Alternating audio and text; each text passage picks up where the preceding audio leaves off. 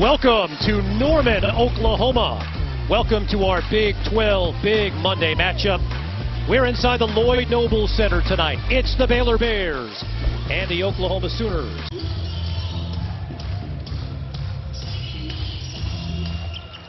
We are underway from Norman into the hands of King McClure to get it started for the Baylor Bears. 4 straight wins coming into this one, Chris.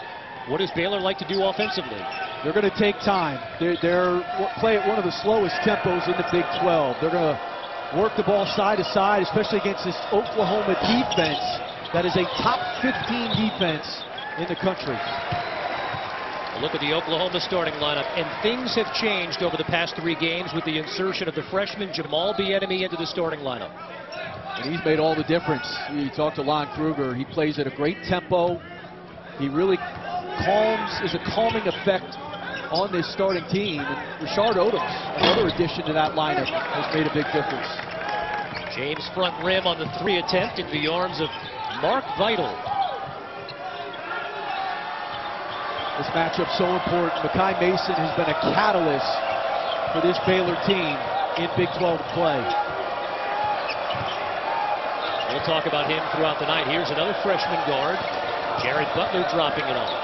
3-pointer on the way out of the corner by Vital. That is not necessarily his game.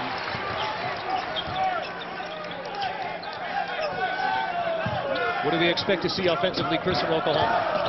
Hopefully they can keep the momentum going, and a nice pass there, and that's the difference, Kevin, that Odoms has made inserted into the lineup.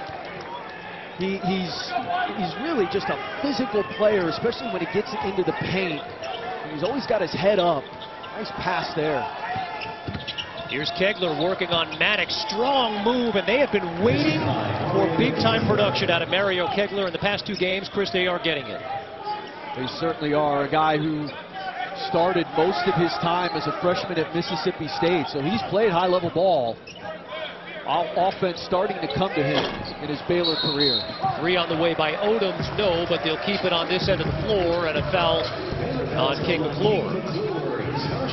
This is where Rashard Odoms, when he gets it deep, and here he kind of posts, and he takes Makai Mason low, and then you can never help up.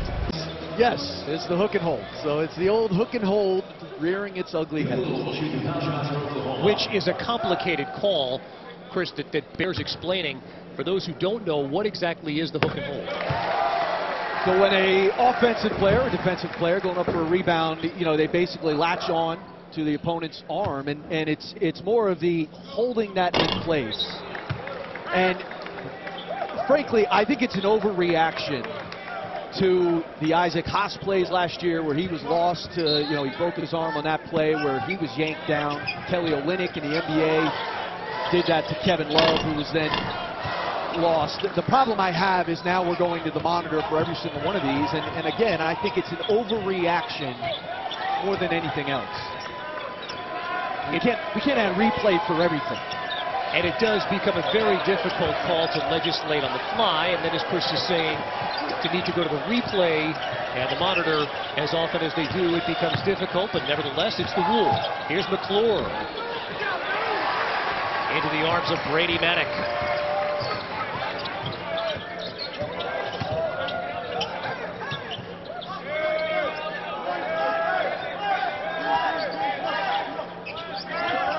On the shot clock. Skip pass. Into the arms of Christian James. James, 4th in the Big 12 in scoring and rebounding, and it rims out.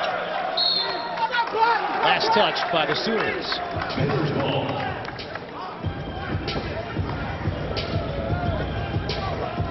Well, here it is, the NCAA rule book. Chris, I know you have this bookmarked, and you go over it thoroughly. I mean, you get what I'm saying, though. Like the NFL, because we have an official who can't make a blatantly obvious call, either a head-to-head or a pass interference, now all of a sudden we're going to replay every pass interference. It's the same thing with the hook and hold. Isaac Haas gets hurt, draws a lot of attention, and now we have, to me, an overreaction and an overcorrection. And we're going to the monitor entirely too much in college basketball. And here it is right here. And I mean, it just, you know, there's no question that's, by rule of law, that is an F1. I mean, that is a flagrant one. He hooks it, he holds onto it, doesn't let go. I must say, there really is no better start to a college basketball game than a thorough deep dive on the hook and hold. Here's Butler. Good feed. King McClure. He is red hot in this state. Boy, 2 weeks ago, he lit it up in Stillwater, and he knocks down his first three-point attempt of this game. And Baylor going to have to make some perimeter shots early here. Oklahoma really plugging gaps. They're going to cut the paint off for Baylor. Nice feed along the baseline, but Manick can't finish.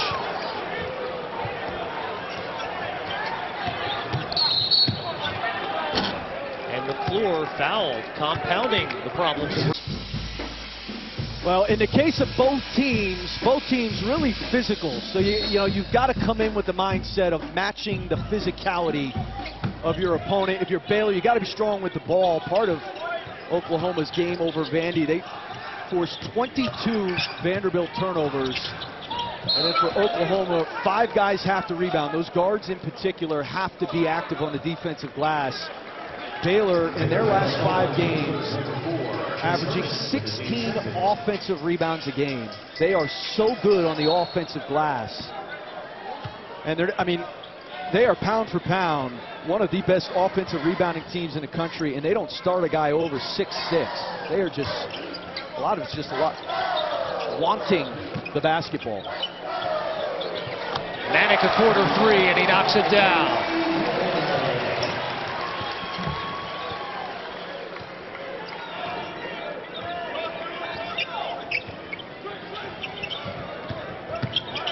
Here's Butler.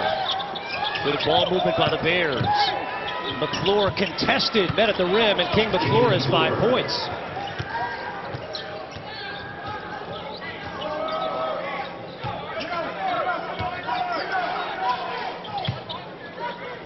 The enemy straight on 3.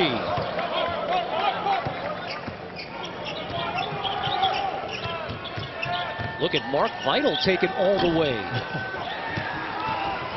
Not exactly what he does, and a nice job staying home by those perimeter defenders, forcing a tough shot from Vital. I think he wanted to pass that.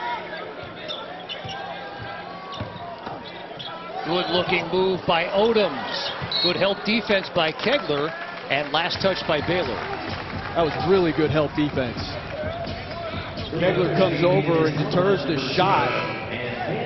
And that's an area where Odoms has been so effective of late. He gets it close, especially when he can get it to his left hand. Also checking in for Oklahoma is What's the biggest challenge this Baylor defense presents Oklahoma?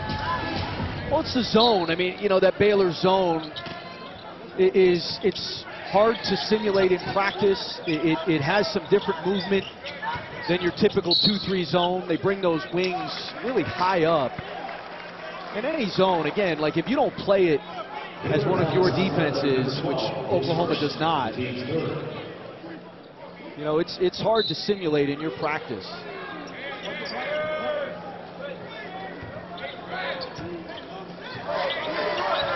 First foul on Jared Butler. Aaron Calixte in the game for the first time, along with Jamani McNeese off the window. Be nice if they could really get him going, as he's coming back from an ankle injury. And he was a guy they were throwing it to early in the year. Nice feed from Butler. And the dunk by Flo Thamba.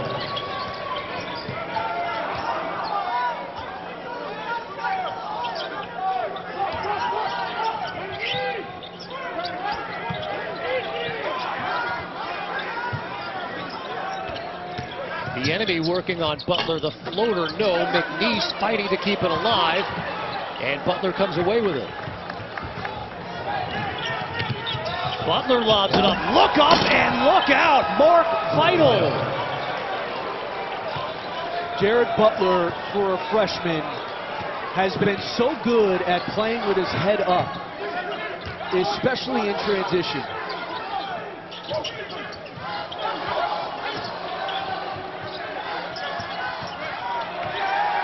enemy. Errant pass, and it'll be Baylor ball. 2 back-to-back dunks there in the half court. A nice drop off to Thamba, and there's the pass over the top by Butler. Really not great communication converting by Oklahoma, but a nice pass by Jared Butler. Here's Butler working on McNeese.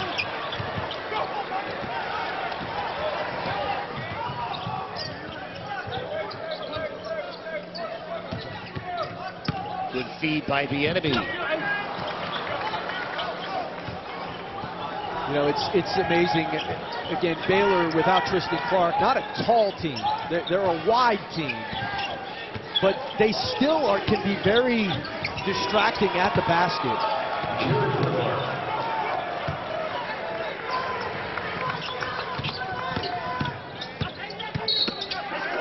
Odom stepped on the end line. This is checks back in for Baylor. And returning for the Sooners is Doolittle. Also checking in is Miles Reynolds, number 3. Well, there are 2 great rivalry games this week on Super Tuesday, presented by Boost Mobile. Number 11 Kansas takes on Texas in Austin, and then number 7 Kentucky and Vanderbilt from Memorial Gym in Nashville. Both games live on the ESPN app. Is there a hotter team in America right now, maybe outside of Knoxville, Tennessee, than Kentucky? Man, you'd be hard-pressed. Certainly, I think they made one of the louder statements of teams this weekend. You know, I don't think Kansas is an elite team. I think they're a very good team. I think we've kind of seen the best of who Kansas will be. Kentucky, their ceiling is through the roof. I mean, they have a chance to be a really special team this year. Here's Calixte working on Bandu, and Devontae Bandu called Top 68 of the net rankings, which everybody is such a big fan of. 80% of the league is in the top 68 of the net rankings. And I said to Scott Drew today, because he has done one of the remarkable jobs, I think, you know, recovering from the loss of Clark. He's reinvented this team, and I said that to him today at the shoot-around. I said, you've done a great job. And he said, you know what, our kids have done a great job. Because it's easy, you lose a player like Clark, it's easy to pack it in. And, you know, we presented them an option of how we can play and how we're going to reinvent ourselves. They bought in. They've competed. I don't know if there's a harder playing team in the Big 12 right now than Baylor. And they've done a nice job as a program. Well, they've gone to that 3-guard lineup, and they're averaging nearly 3 points per game more, shooting 7 percentage points from behind the arc better without Tristan Clark. In transition, here's Bandu spotting up, bullseye, and the Baylor Bears lead is up to 8. And he's one of those guys off the bench who has stepped up. On the year, shooting 37% from 3 in conference. He's at 52%.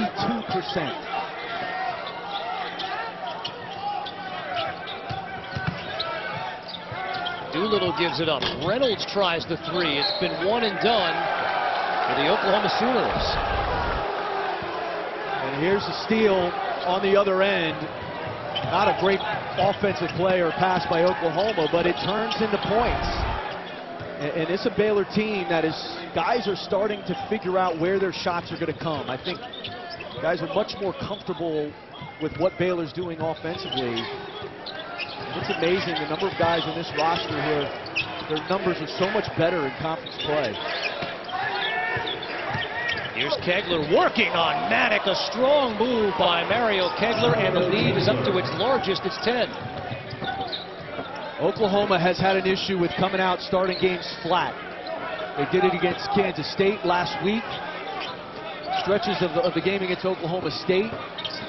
And again tonight, I mean, that's too easy on the other end. That is not great defense. Meyer turns it over. James gives it up. Gorgeous feed that time, and Miles Reynolds the finish. And that is one area where they are outstanding. They play at one of the fastest tempos in the Big 12, and when they can get it into the open floor, they become really efficient.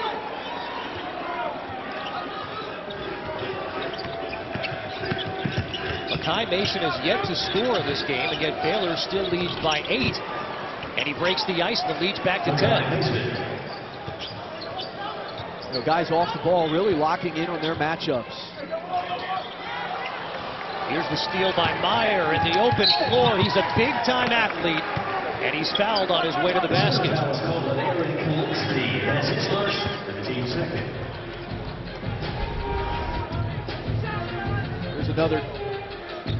There's that bucket from Makai Mason, and I was about to say, you know, guys off the ball really locking in on their matchups for Oklahoma. And what it's doing is it means you have to defend your matchup one-on-one. You saw Kegler just kind of get around Brady Manick, and then there, Makai Mason's a tough shot, but it's certainly a shot he has hit over the last several games.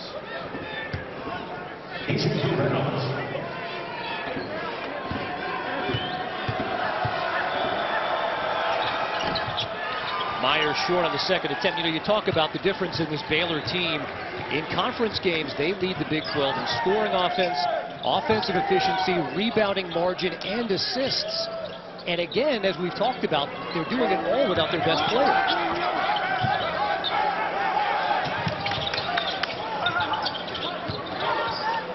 Doolittle in the middle of that zone. That's what they need to do, Chris. He is really a tough matchup. I mean, at that size and skill set, the sky is the ceiling for Christian Doolittle. And he really has made much more of an impact on the defensive end.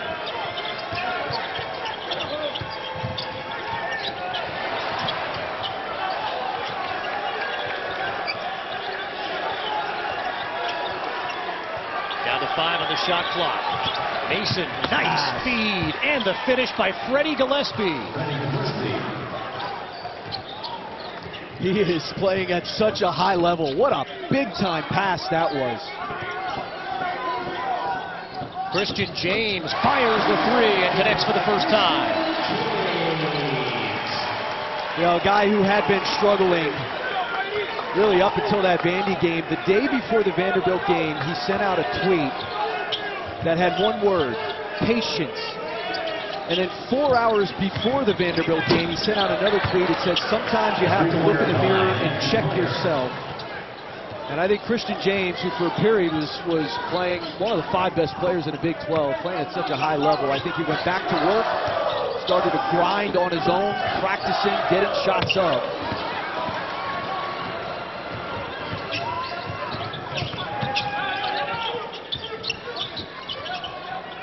Bandu thought about it and then thought better.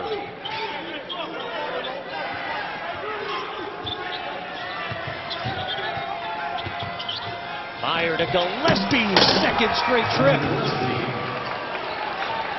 I mean, it's a really good pass. That is not well defended. I mean, that's just pick and roll basketball, and there is zero rotation from the backside. James short on the three. Mason attacking.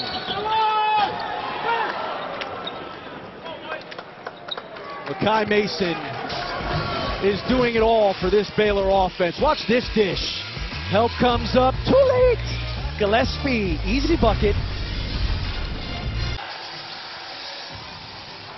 And there's the roll, and then Brady Manick nowhere to be found. I mean, you're in like a no man's land. You're not guarding, and you're not helping at the basket. And we talked about in some of these games, Kevin, Oklahoma has come out so flat, and their margin for error, because they're not a great offensive team, is so thin that they've got to have energy. For that defense to be a top 15 defense, they've got to come out playing hard, and they're flat against a good Baylor team here. Lon Kruger in his 8th season here in Norman already, as Makai Mason misses both free throws. You're talking about a guy who's an 84% free throw shooter on the year.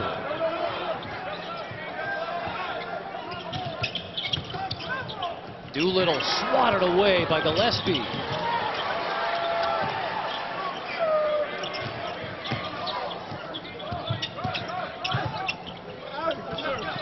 Strong move by Odoms, and he can't finish.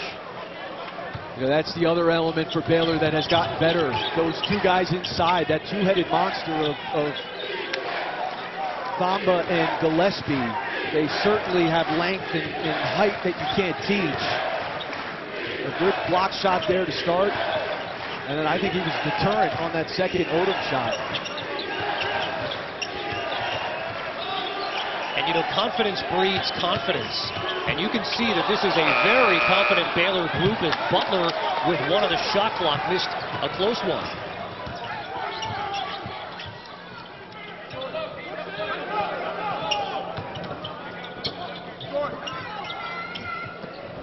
Nice defense again by Gillespie.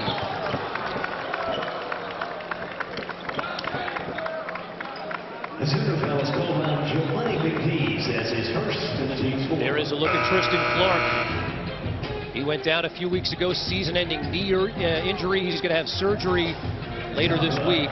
14.5 points, 6 rebounds per game. And you touched on it, Chris. The job Scott Drew has done with the big out of the lineup and going to the 3-guard lineup and assimilating new players into the mix, and it's all been seamless.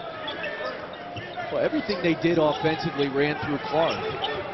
And so as you try to reinvent this thing on the fly,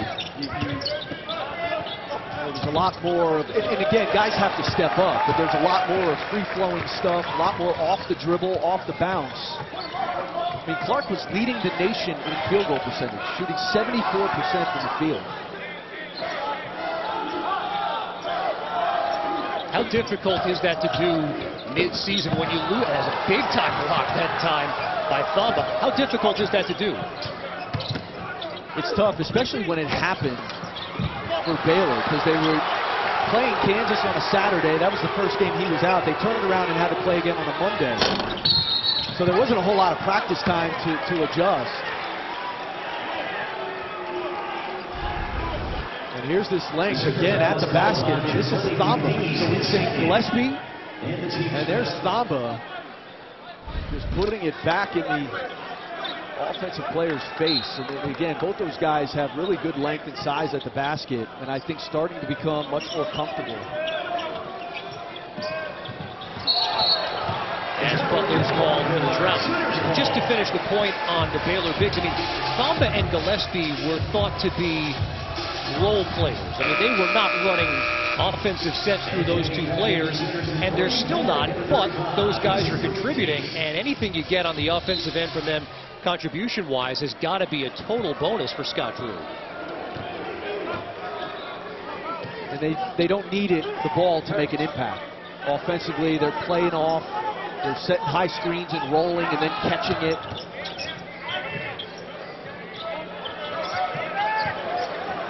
Odom's left wide open. Now Maddock will fire with 10 on the shot clock. Butler all the way, and the Baylor lead is up to 15.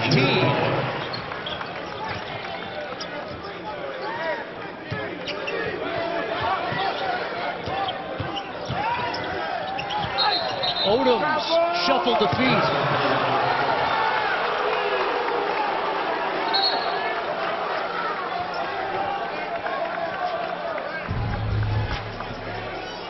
Odom's really partial to that left, and Baylor doing everything they can to get him back.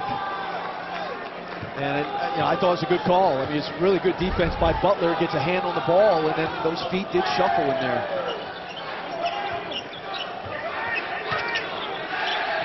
Butler tries a three, and he's got it again, and the lead is up to 18. Another guy whose numbers are skyrocketing in conference. 31% from 3 on the year, 41% in conference. Here's James, contested again, and this time a little bit too much contact from Thamba. A highly regarded recruit coming out of high school, originally enrolled at Alabama. They ended up having a guy reclassify a 5-star kid, so Butler wanted to relook his options, decided to do that, and ended up here at Butler, or at Baylor. From the same hometown as former Bears, Rico Gathers and Tweety Carter, and we've talked about it throughout the course of this season. Point guards have really flourished under Scott Drew, and it appears as if he is the latest in the line of players to do that. And I think that they've spotted some blood on the shirt of Christian Doolittle.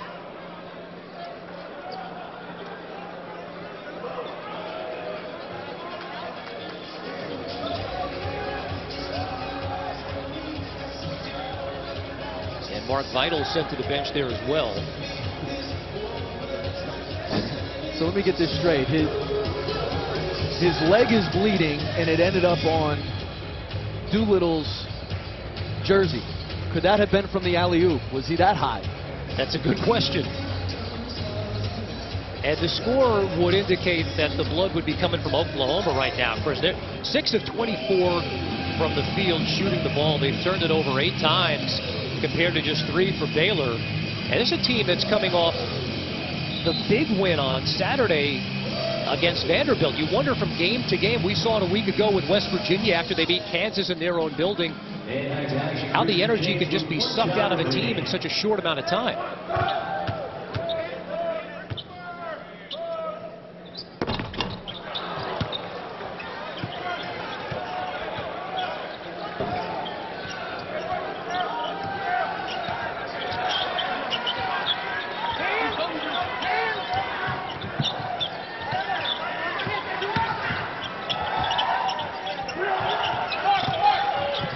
Gives it up. Mason, a long 3. Look at Freddie Gillespie down low. In Baylor's last 5 games, they're averaging 16 offensive rebounds a game. They're the 4th best offensive rebounding team in the country. I mean, it's remarkable. And again, I mean, Gillespie has good size, but as a team, they don't have great height. They are just dogs when it comes to going after the offensive glass.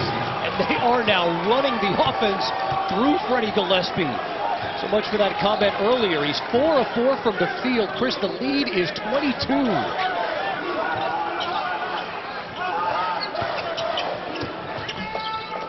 Doolittle, 1 and done.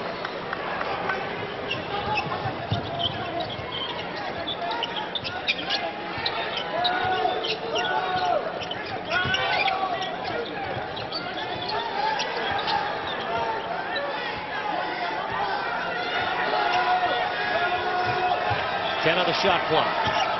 Mason, nice feed. It's Gillespie again. They'll wipe this one away. He's called for a travel. Freddie Gillespie making like Kareem Abdul-Jabbar in this first half.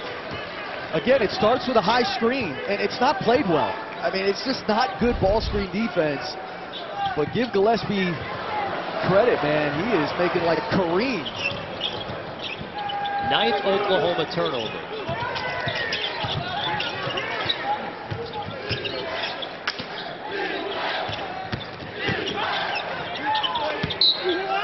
Butler, and it's last touched by Calixte. You know, and this is where the players have to take control. Like, not one of these guys, they're all inward. Like, they're all thinking about their own stuff. Nobody's talking to each other. Nobody's lit their teammate up. I mean, there's just no life to Oklahoma. It's crazy to see because their shoot-around was good earlier today. It was high energy. They went over a lot of stuff.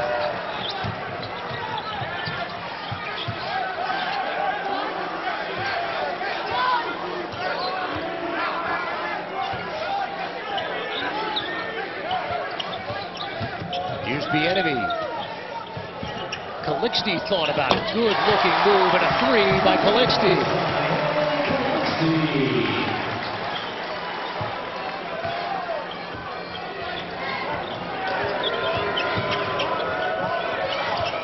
In a lot of ways, a stunning first half here in Norman. Makai Mason, just his 3rd and 4th points of the game, and Baylor is getting much of what it wants.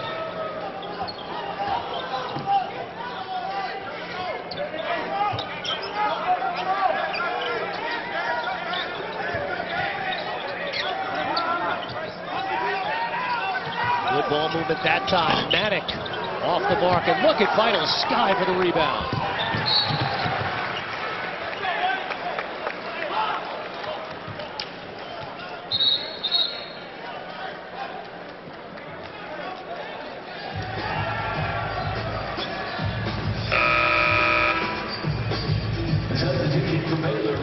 As King McClure checks back in. All right, Chris, 25 seconds to go here. What does Oklahoma want to do?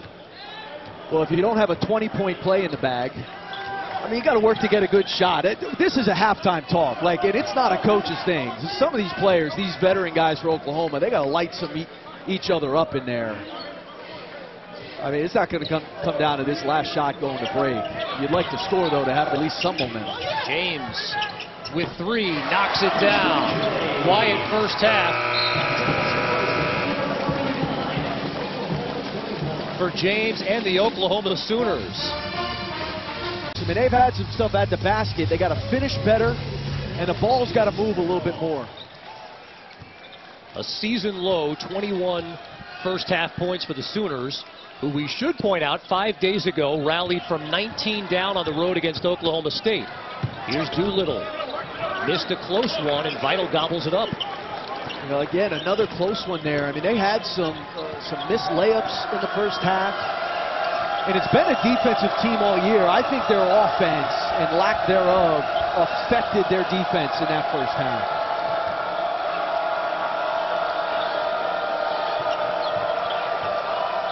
Quiet first half scoring-wise for Makai Mason, although he affected the game in a lot of other ways, including passing the ball as he does there. Look at King McClure. And Kegler's called a goaltending violation. That's one of those where McClure's got a bucket.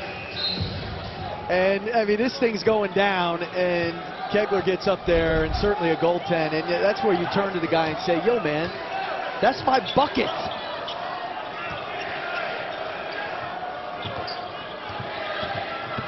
Here's Bieniemy. Batted away by Vital. What a weapon he's been on the back end of that defense, and Mason takes one of the eyes. As his first, and the team's first.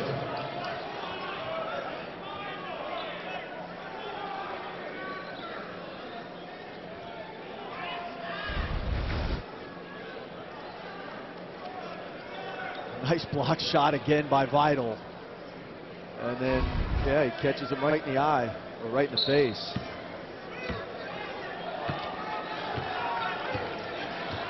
Well, Mason has the battle scars to prove what this season has been like. He took an elbow to the head over the weekend in the game against Alabama, suffered a cut. He was gushing blood as Vital works his way to the line. He had a black eye earlier in the year. We got to talk to him following the team's shoot-around. He's a fascinating story. Graduated from Yale with a degree in political science, ended up at Baylor. He talked about the opportunity, Chris, as good as it was to play in the Ivy League, this is a totally different level to play in the Big 12, and he has more than met that challenge. He's been outstanding. He really has. And I think he's battled some injuries certainly throughout his career. He hasn't played basketball the last 2 years, broke his foot, missed his entire junior season, broke his foot early in his senior season at Yale, and then has battled ankle stuff here in his time at Baylor. So I think it took him not only adjusting to the Big 12, but getting finally healthy. But what a difference he's made. Now, he was injured at his time at Yale and made the decision to transfer to Baylor. He said he made a list of schools with his dad that he wanted to transfer to post-graduation. Defense that time by Vital. He said he threw Baylor on at the last minute. He said Coach Drew recruited him harder than anybody. Really wanted to play for Coach Drew. It was the only school that he visited. Well, to be clear, he graduated from Yale, so he has a Yale degree. The Ivy League only gives you 4 years, so you've got to play your 4 years there. He had a 5th year, and so he actually committed to Baylor, played his senior year at Yale, and then ended up coming here to Baylor.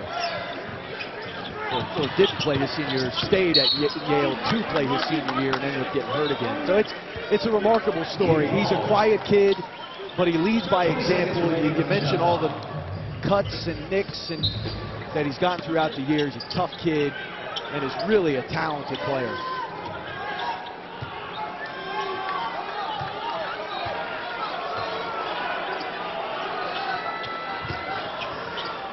Where does the offense come from for Oklahoma? Odoms. And an opportunity for a three-point play, and they need it. His first and the team's second. Yeah, Baylor defense really sagged in, almost daring Oklahoma to shoot it from the perimeter. And a nice shot fake by Odoms, and he can get into that left hand. He's very left-hand dominant. A very good finisher. Born in Anchorage, Alaska, he moved away at the age of 1. So what's the tie in there? Well, Baylor will play in the Armed Forces Classic next year in Anchorage, Alaska. Which I hear is lovely this time of year. Exactly. Good extra pass by McClure. Look at Vital on the offensive glass for an open Mason. They just outwork you. I mean, they just have more of a want to. And you know, again, I think they took the challenge of losing Clark. They're playing with a chip on their shoulder. They're first to every 50-50 ball. There's the big fella over there taking it in. And again, it's just an offensive board. Mason keeps his spacing and locks it in. The bench in their neon yellow, they love it. Also checking back in for the Bears is Gillespie. You know that Nike calls that yellow Volt. That's their terminology for that color. I did not know that. Nike, always ahead of the curve, reinventing colors. The Volt has jolted Oklahoma here. The lead is 19. McNeese has been quiet. Maddock has been quiet. Doolittle finally gets something going.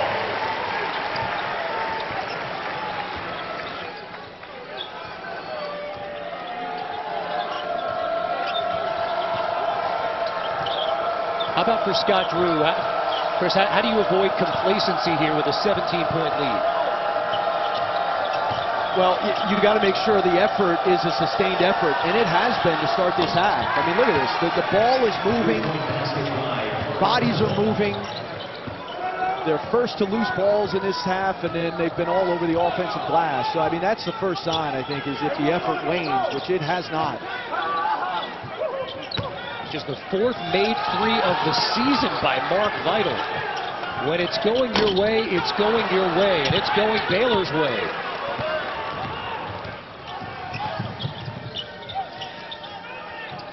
Meyer will try a three.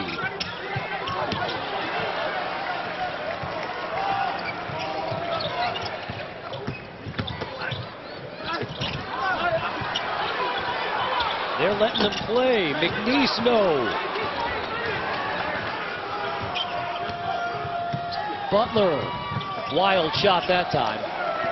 Yeah, and that's one you want to leave alone if you're Butler. Just pull that thing out, run some clock. Odoms is hacked on his way up by Gillespie.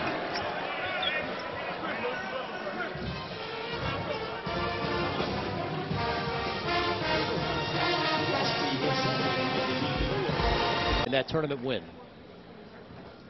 That was a really good Yale team. They actually had Duke on the ropes in the second round of that tournament.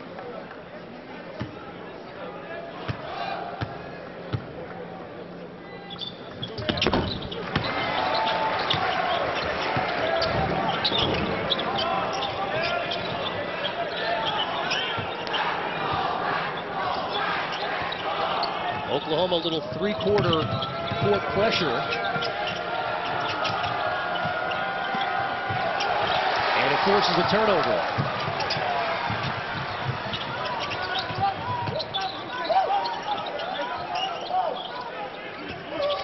The enemy, nice feed to Odoms. Odoms was open for about 20 seconds. He was calling for the ball. And it finally arrived.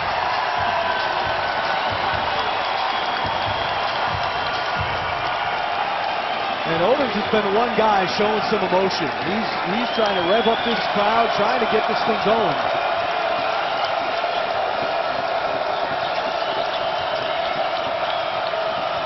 Been a very quiet building up until this point. Ill-advised shot by Meyer that time, and the Sooners want to push.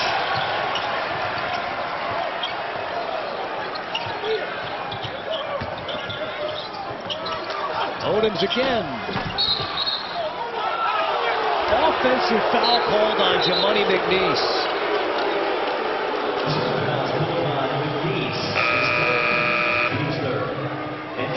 McNeese flying in off of this shot by Odoms, and then I don't know about that call. Come on, man. I mean, my goodness.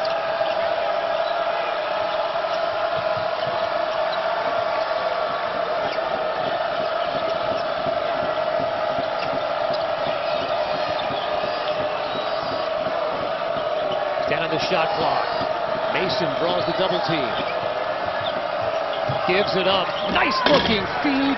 And the finish by Kegler.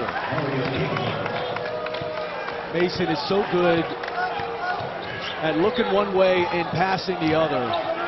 And his eyes just shift the defense. And again, not well played by Oklahoma, but a nice drop off.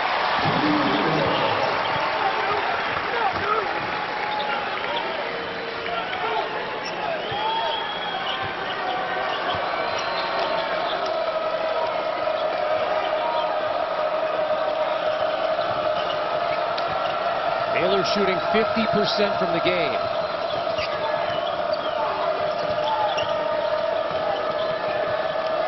And they are content to take this shot clock down. Bandu skip pass to an open King McClure.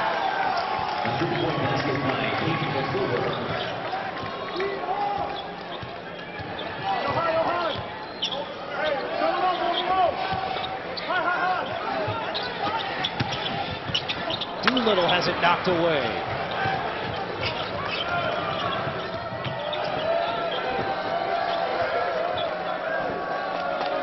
You talked about Christian James in the first half and how he was preaching patience to himself. It's amazing to see how patient Baylor is offensively, Chris, and yet they continue to get what they want.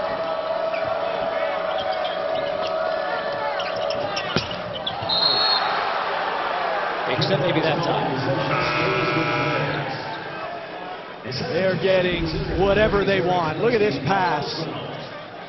Doolittle not smart there, but the eyes shifted him. And a nice drop off, and then what a skip pass over the top this one is. The defensive step late, and King McClure knocks it down. And that's, you know, that's the other thing with this Baylor team. They're so unselfish. I mean, they've made the right decision all night.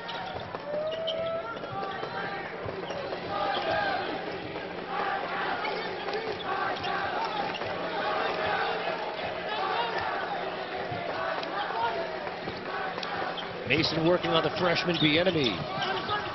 Gillespie, lefty jump hook.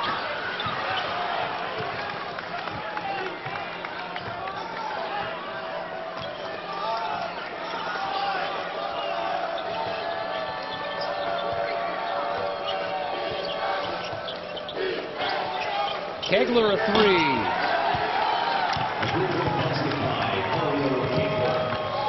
This is the most balanced effort Baylor has put up offensively all year. Everybody is getting involved. Is that a product of what they're doing or more of a product of what Oklahoma's not doing? It's both. It's both. But I mean, look, to keep this positive towards Baylor, I mean, they've had guys who have been breaking out in spurts throughout the year. Now, I think their confidence is sky high because there hasn't been a whole lot of resistance from Oklahoma tonight.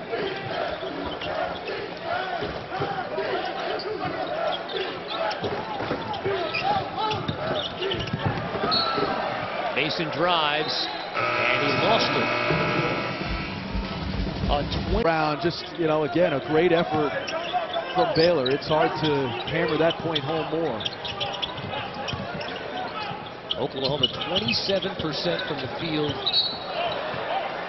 for the game as Kegler is called on the foul. Number 4 is second, and the team's fifth.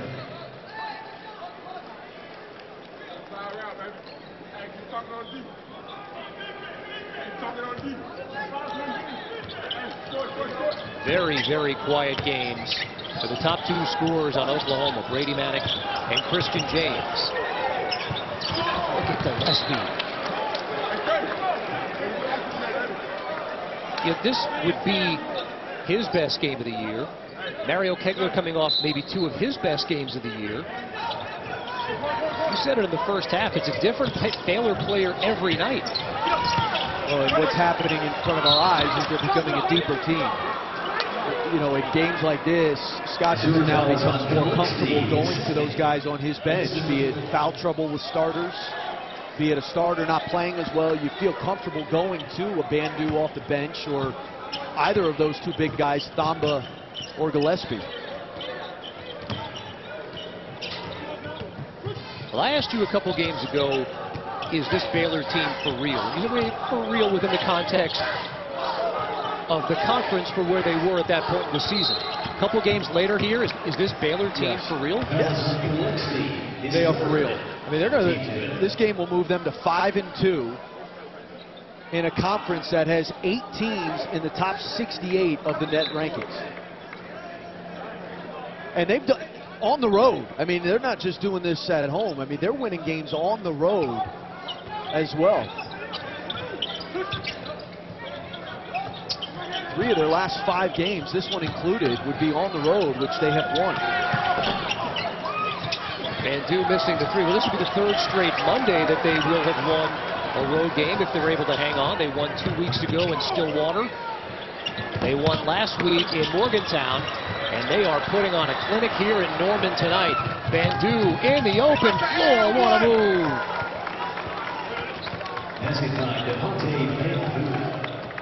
I mean, Bandu was just first to, I don't know how Calixte doesn't come up with that loose ball. He had it in his hands, and Bandu just pokes it away.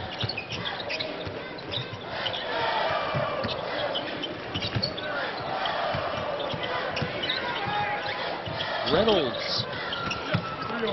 Look at Kegler clear the board.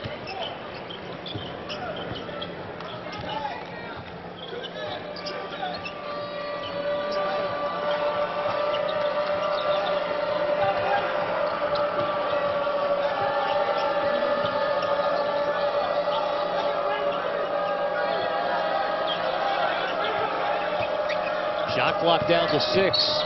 Butler lower the shoulder, and he's called for the offensive foul. Well, our women's Thursday night showcase features number 2 UConn in Louisville to take on the number 3 ranked Cardinals. Huskies have won 17 in a row against the Cardinals dating back to 1993. You can catch the game 7 Eastern. It can also be seen live on the ESPN app. And Chris, there's a new number 1 in the women's game. Yes, there is. One of the best front courts in the women's game. Of course, the number 1 rated freshman class going to Baylor. You know that Louisville started their game the other night against Pitt. They were down 2-0. Then they went on a 39-4 run over the next 15 minutes, and they were playing without Asia Durr. It's going to be a good game, Connecticut-Louisville. Those are tough to come back from, the 39-4 runs. It's a tough run. Here's Vital trying another 3. No, he hit one earlier in this game. Again, I'm not so sure Scott Drew wants the big fella taking that shot.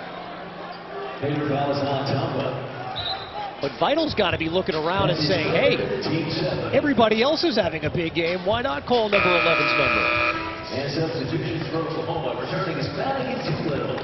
He is built like a heavyweight.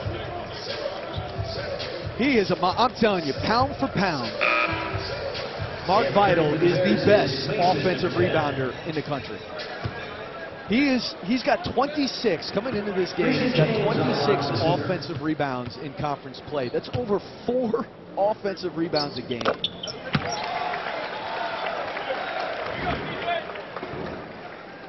Well, he's one of 2 players nationally with more offensive rebounds than defensive rebounds. And he's only 6'5".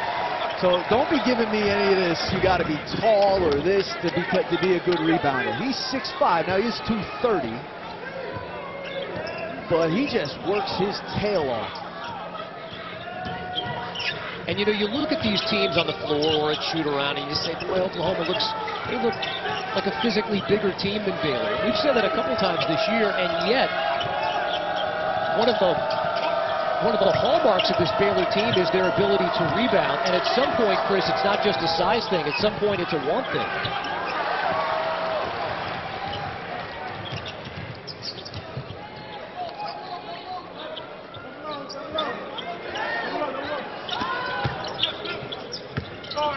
Reynolds.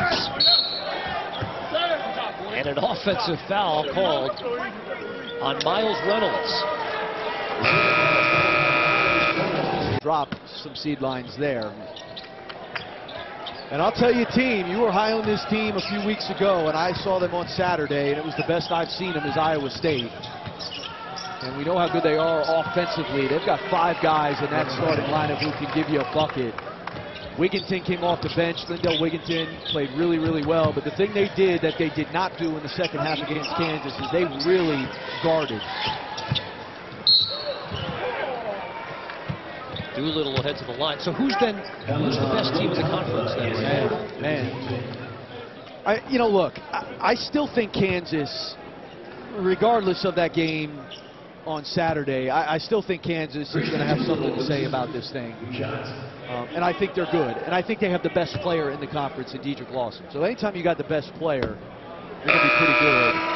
I think Kansas State, despite laying an egg, which they have done at times this year, laying an egg at Texas A&M on Saturday, they guard well enough to be in that conversation, and then I would throw Iowa State in there. So to me, those 3 teams, I think are going to be the 3 teams that have something to say about this league. Not Baylor. Not yet. You know, they haven't played really any of that grouping. The win against Iowa State, a good win, but at home. They haven't played Kansas yet.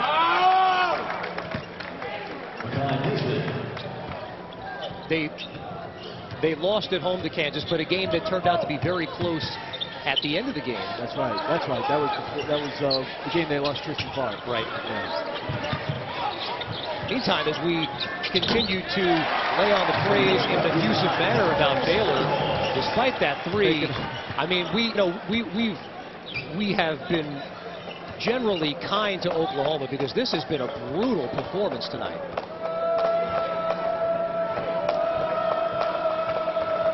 I mean, Chris, two weeks ago they were in the top 25, and they come out and they play so well on Saturday against Vanderbilt. Well, they're not going to get the better of both Drew brothers, I can tell you that. Mason with 2 on the shot clock. Look at that from Makai Mason. Well, this is an Oklahoma team that has to guard you. And, I mean, you look at the numbers this morning analytically, they're in the top 15 defensively on KenPom. And, I mean, it's been what has anchored them all year. They just did not come out to guard Baylor tonight.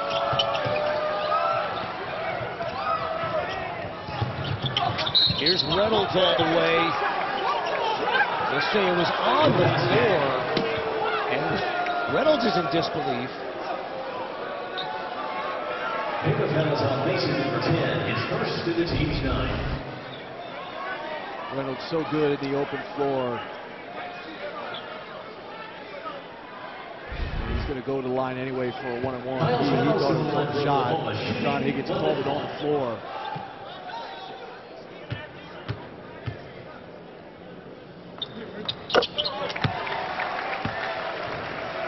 What stands out to me, Chris, about Baylor is they won't wow you with the roster, the talent-wise, top to bottom, which isn't to minimize what they have here. It's not on the level of a Kansas or an Iowa State, but they will play for 40 minutes on both ends of the floor, and they'll expose what weaknesses you have.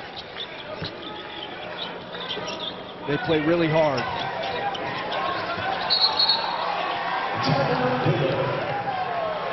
Steve Levy and John Anderson. They'll take an inside look at the Warriors' 10-game win streak, recap Duke's big win over Notre Dame, and sights and sounds from opening night at the Super Bowl. A great exchange between reporters and Tom Brady. They tried to bait Brady into asking him what advice does he have for Jared Goff in the Super Bowl. Brady said, I'm not giving any advice to a guy who's playing against me. It's been a different Tom Brady this Super Bowl. He's had a lot to say. He seems a different cat this time around. I think the underdog role is one he's embraced. Maybe not to your affection, but he has embraced it. Listen,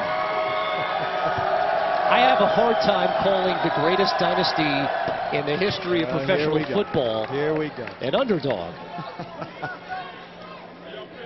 But Kevin, they lost back-to-back games twice this year. Right. They lost a ton of skilled position players in the offseason. Brady is 41 years old. It's incredible to think that he and Bill Belichick will be playing in their 9th Super Bowl. When you think on a year in, year out basis how hard it is to get to that game once, and they're getting ready for their 9th. And I've said this before, I'm not alone. If not for the New York Giants, you're talking about the greatest dynasty in the history of pro sports, period. As Christian James interrupts our Super Bowl conversation.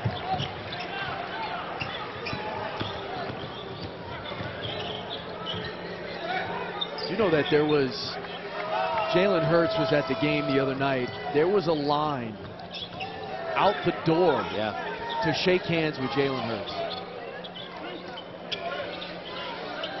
And can you imagine the recruiting pitch?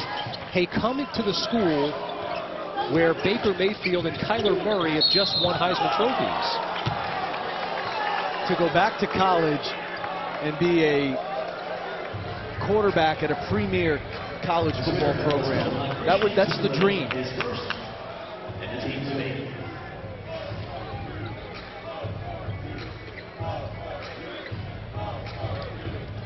Well, we came into our game tonight singing the praises of Makai Mason. He has been sensational for Baylor. He's been the catalyst of this run that they've had here in the month of January. And when you look at the box score tonight, Chris, and you see only 8 points, I mean, Lon Kruger's got to be thinking, we did a pretty good job on Makai Mason overall, and yet the lead is 23. Well, look, it's how they started the game. I mean, they started tonight's game same way they started against Kansas State, the same way they started against Oklahoma State. Not a whole lot of juice. And for a team that has to grind it out defensively and be one of those teams like Baylor has been tonight, where they're taking the fight to the opponent, they just haven't done it, and it started from the jump. Is Oklahoma the team that we saw on Saturday, as Bandu is called for the offensive foul? Are they the team that we saw on Saturday beat Vanderbilt to a pulp, or are they the team tonight that's down by 24 on their home floor in the second half? Well, I think, understand a couple things. First of all, Vanderbilt's the worst team in the SEC. So, now look, Oklahoma still came out and made shots and played well and all of that. I mean, look, Oklahoma has had really good moments this year. There is no question about it. But to be so up and down, especially for a veteran group, I mean, this group this year is so much older than that group they had last year. For an old group to be this up and down with effort and emotion, it's shocking. And so much has been made about how Oklahoma, they appear to be much happier this season with the way they're playing. As Bandu goes back door and hammers one down. I'll tell you this much. They could sure use Trae Young on a night like tonight.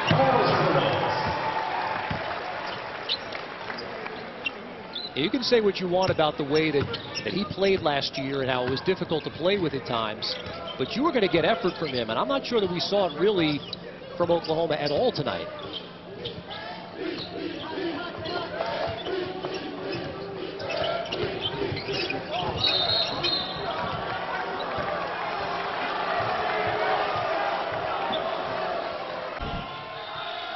And I wonder if Jalen Hurts doesn't go into that SEC championship game and do what he did, would he have been a target for Oklahoma? You know, if they didn't have that body of work. As they work it down low to Polo into the game for the first time. One of the neat things on campus here is outside the football stadium, They have statues of the Heisman Trophy winners in program history. They're winning the Heismans faster than they can build the statues. They don't have one up yet for Baker Mayfield, and obviously Kyler Murray, who just won it late last month.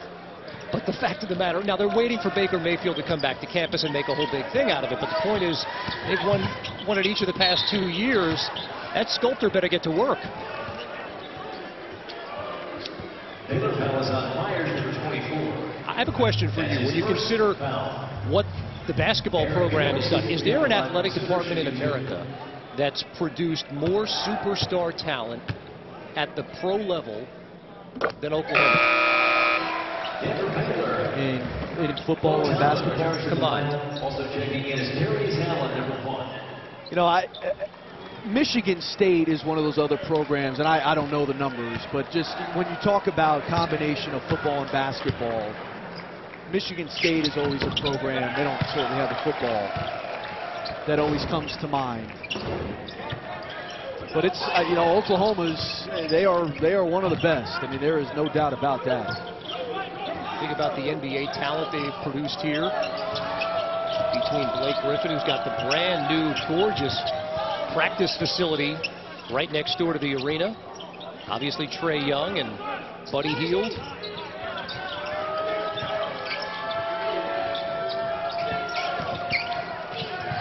Allen drops it off, and Flo Thamba finishes.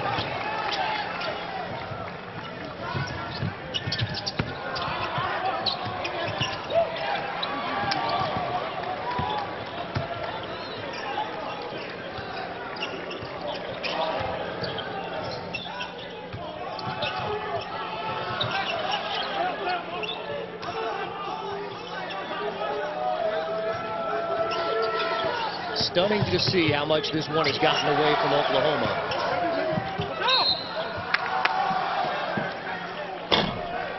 All right, Chris, time for tonight's player of the game, brought to you by Phillips 66. You could pick from about 9-10 guys on that Baylor team. Well, let's give it to the guy who's got 10 boards, Mark Vidal. He never stops working. He was all over it tonight. And what a job he does, particularly on that offensive glass. But you're right, it could have been any number of guys on Baylor.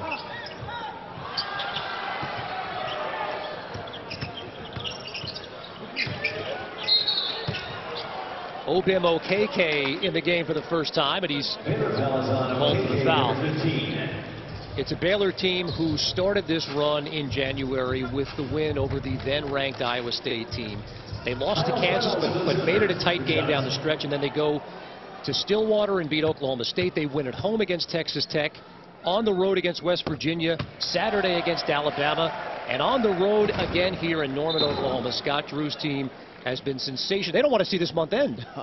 And that's a pretty good Alabama team.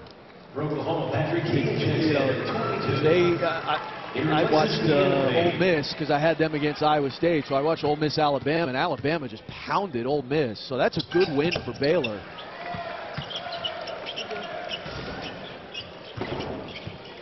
They'll be home to TCU to open the month of February, and then a road test in Texas, home against K-State and Oklahoma.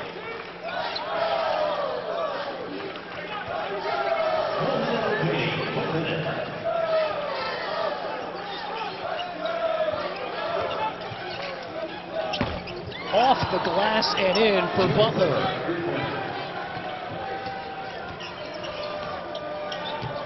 What hasn't gone right for Baylor tonight?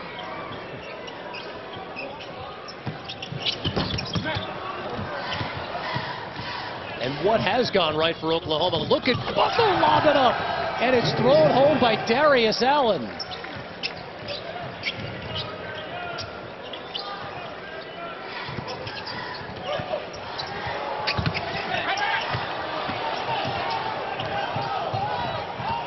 Here's OKLAHOMA pulling up and hitting the three.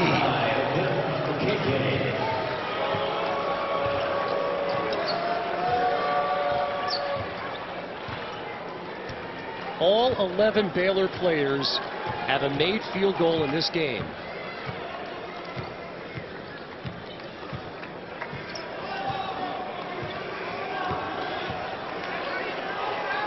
Chris, like the rest of this building, I'm stunned. A 30-point road win. Well, credit Baylor. They keep it rolling, and they are one of the really good stories, not just in the Big 12, but nationally.